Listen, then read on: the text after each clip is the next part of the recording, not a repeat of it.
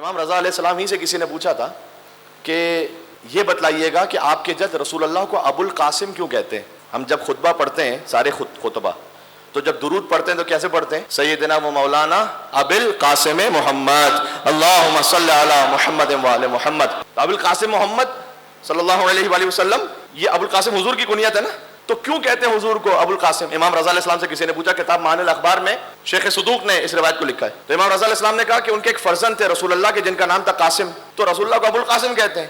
Simple ہے. تو اس نے سوال کیا کہ حل ترانی اہلا للزیادہ، اے امام رضا علیہ السلام کیا آپ مجھے اس سے زیادہ کا اہل سمجھتے ہیں؟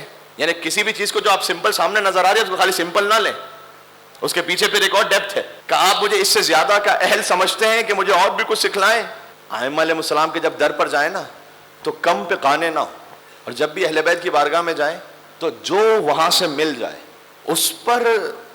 اس کو کبھی کم نہ سمجھیں، اس پر جب شکر کریں گے.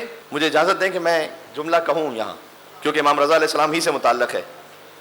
امام رضا علیہ السلام کے پاس ایک شخص آیا، اس نے آ کر کہا کہ فرزند رسول میں اس وقت غریب اور فقیر محتاج ہوں، تو مجھے کچھ آپ عطا فرمائیے. امام علیہ السلام نے کہا کہ اس وقت بظاہر ہمارے پاس دینے کو نہیں ہے کچھ. یہ ہے ائمہ کے واقعات میں، ایسا نہیں ہے کہ جب بھی کوئی امام کے پاس آیا جس طرح سے بھی آیا تو امام نے فوراً دے دیا، نہیں، الگ الگ مصلحتیں. ابھی واضح ہو جائے گا کیا مصلحت ہے. ٹھیک ہے، وہ بیٹھ گیا، ایک طرف بیٹھ گیا. وہ ایک اور شخص آیا، اس نے آ کے کہا کہ اے مولا رضا السلام میں آپ سے ملنے کے لیے آیا تھا. اچھا، جو پہلا شخص تھا نا، جب اس نے مانگا نا امام نے، اسے امام نے یہ نہیں کہا کہ ہمارے پاس نہیں ہے، معذرت میں اپنا جملہ واپس لے کے اصلاح کر رہا ہوں. جب اس نے کہا مولا مجھے کچھ دیجیے، تو امام کے سامنے انگور کا تشت تھا. امام نے کہا یہ لو. اب اہل بیت کی بارگاہ سے مل رہا تھا نا تو لے لینا چاہیے تھا.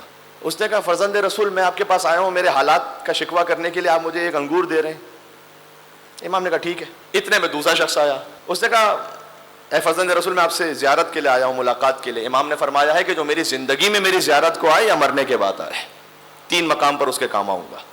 تو امام کی زندگی کے لیے بھی وہ حدیث ہے. تو کہا میں آپ کی زیارت کے لیے آیا ہوں. امام نے کہا یہ انگور لو. اس نے وہ ایک انگور کا ایک دانہ تھا، ایک وہ لیا. اس نے کہا مولا میری زندگی کا یہ خوش قسمت ترین دن ہے، مجھے حجت خدا سے یہ تحفہ ملا ہے.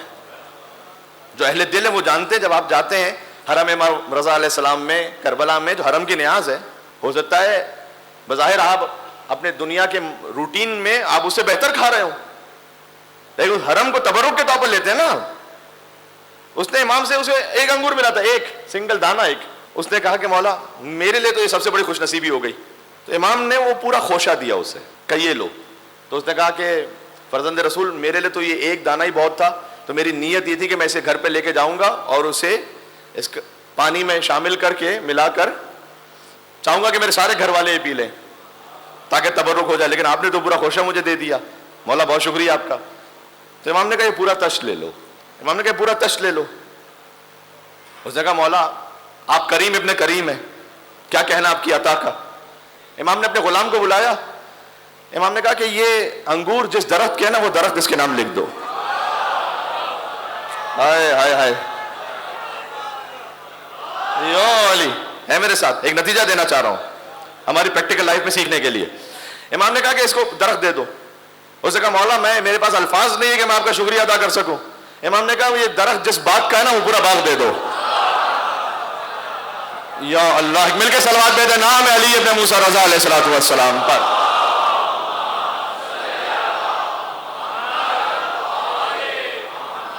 وہ اس پورے باغ کی رسید لے کر اٹھا تو ایک پہلا شخص بھی تو بیٹھا ہوا تھا. اس نے کہا فرزند رسول میرے پاس محتاج تھا، میں کچھ نہیں تھا، میں اب مانگنے کے لیے آیا تھا، دے آپ نے سارا اس کو دیا ہے. ایک امام نے کہا کہ جب ہم نے تمہیں پہلی عطا کی تو تم نے اسے قبول ہی نہیں کیا، اس کا شکر ہی نہیں ادا کیا. چونکہ اس نے اس عطا پر شکر ادا کیا تو امام نے آیت پڑھی لئن شکرتم لازیدنکم، اگر تم شکر کرو گے نعمتیں بڑھاتا جاؤں گا. اللہ اکبر. اگر شکر کرو گے، اللہم صلی علی محمد و علی محمد.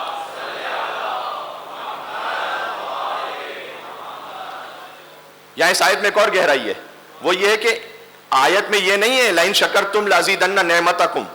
یوزولی ہم اس کا ٹرانسلیشن یہ کرتے ہیں اگر تم شکر کرو گے تو میں نعمتیں بڑھا دوں گا.